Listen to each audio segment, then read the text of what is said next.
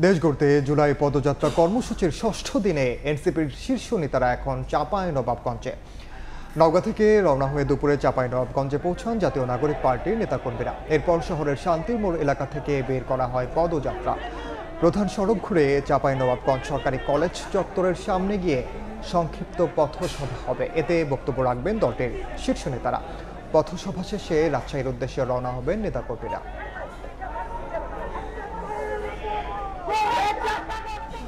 এই মুহূর্তে চাঁপাইনবাবগঞ্জে আছেন রিপোর্টার সাইফুর রহমান রকি।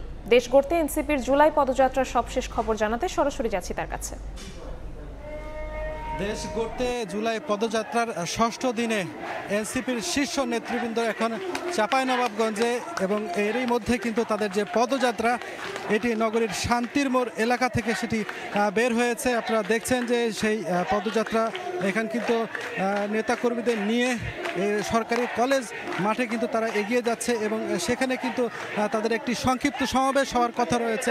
এবং এই সংক্ষিপ্ত সমাবেশে গত কয়েকদিন ধরে আসলে তারা যে দাবিটি জানিয়ে আসছিলেন, বিশেষ করে সংস্কারের দাবি জানিয়ে আসছিলেন, হত্যাকাণ্ডের বিচারের দাবি জানিয়ে আসছিলেন, জুলাই হত্যাকাণ্ডের, এছাড়া নতুন সংবিধান দাবি তারা জানিয়ে আসছিলেন। বিশেষ করে এই মুজিববাদী যে সংবিধান রয়েছে তা পরিবর্তন করতে হবে, এ ধরনের দাবি দেওয়া কিন্তু তারা তুলে ধরছিলেন। আজকেও তারা এ ধরনের দাবি দেওয়ার পাশাপাশি আরও নতুন কোনো দিক নির্দেশনামূলক বক্তব্য দিবেন বলে আসলে নেতাকর্মীরা প্রত্যাশা করছেন।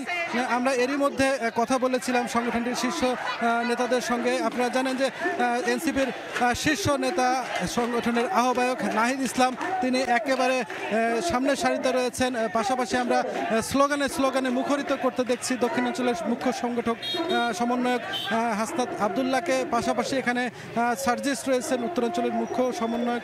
এছাড়াও শীর্ষ নেতৃবৃন্দ যারা তারা সকলেই কিন্তু এসেছেন, এবং তারা নেতাকর্মীদের সাথে নিয়ে তারা এগিয়ে চলেছেন। এবং দীপ্ত কণ্ঠে সব মিলিয়ে যদি বলা চলে, তারা যেটি বলছেন, এই যে আমরা অভ্যুত্থান করেছি, গণ অভ্যুত্থানের মধ্য দিয়ে একটি সরকার ব্যবস্থার পরিবর্তন হয়েছে।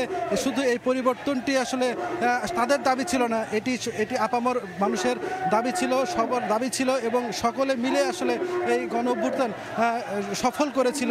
এই জন্য এটি একটি নতুন বাংলাদেশ বিনির্মাণে আসলে তারা কাজ করবেন।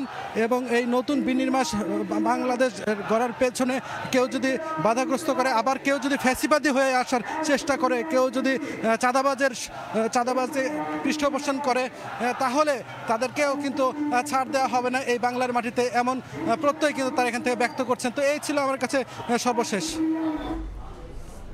সরাসরি যুক্ত ছিলাম চাঁপাইনবাবগঞ্জে এনসিপির পদযাত্রায়।